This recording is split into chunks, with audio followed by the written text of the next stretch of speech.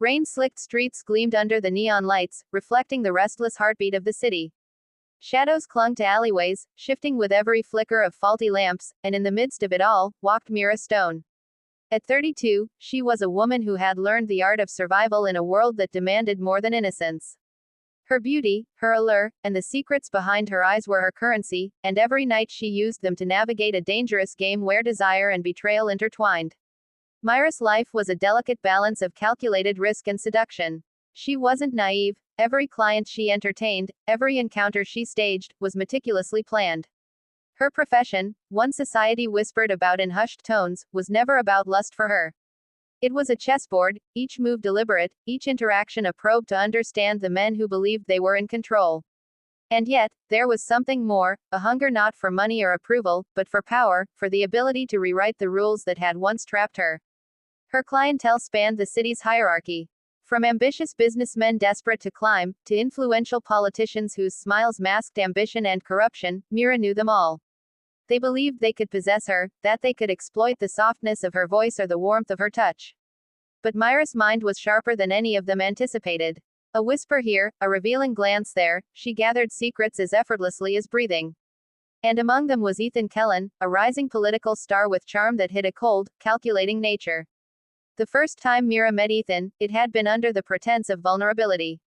She leaned against the polished marble of his penthouse, rain streaking her hair and gown, as he attempted to charm her with words dripping in flattery and subtle threats. Mira listened, storing every syllable.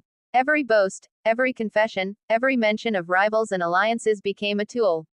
Ethan wasn't just another client, he was the key to dismantling a web of corruption that had haunted Mira for years. Her past was a shadow she wore lightly yet carried heavily. Years ago, she had trusted Ravi, a man whose betrayal had scarred her deeper than any wound she bore on her skin.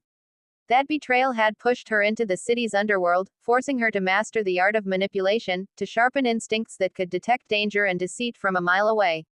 And now, as Ethan revealed his connections, his enemies, and the power plays that governed his life, Mira recognized patterns she had studied before, patterns that could be exploited. Weeks passed like a fevered dream. Mira danced through the city's nocturnal rhythm, slipping from one encounter to another, collecting secrets like delicate, lethal petals. Every interaction was a piece of her larger plan, each touch a ruse, each conversation a probe. One stormy evening, an anonymous message reached her phone. Ravi had resurfaced, entwined with Ethan's political rivals, plotting moves that could topple both men's ambitions. The timing was perfect. Mira knew the storm outside mirrored the one she would unleash. She sent an invitation to Ethan, subtle yet suggestive, promising a night of intimacy and whispered secrets.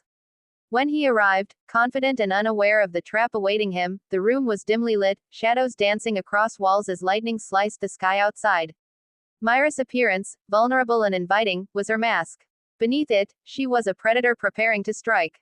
"You think you're untouchable," Mira murmured, tracing a finger along the rim of a crystal glass, eyes glinting with calculated intent. "But every move you've made, every lie you've spun, they've all led you here.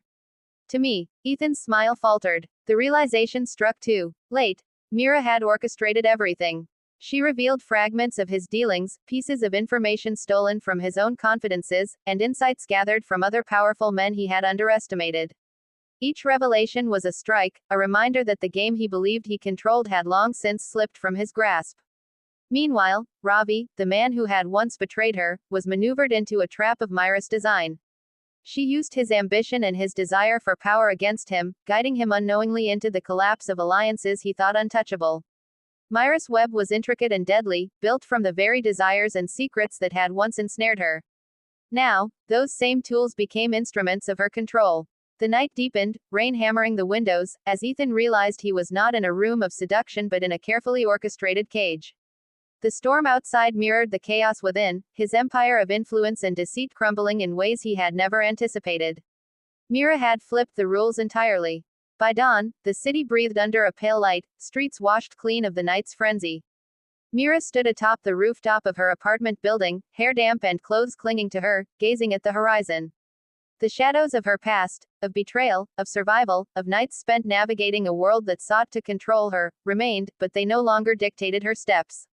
She had claimed her power, bending the game of lust, influence, and ambition to her will.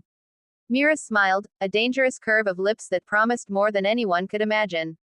In the underworld of desire, she was no longer simply a woman offering intimacy, she was intellect, strategy, and force incarnate.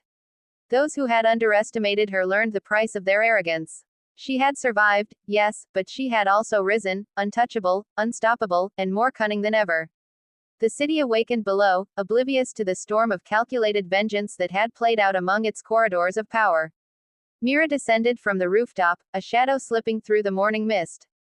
Her work was not done, her influence would continue, subtle, unrelenting, a force the city would only gradually recognize.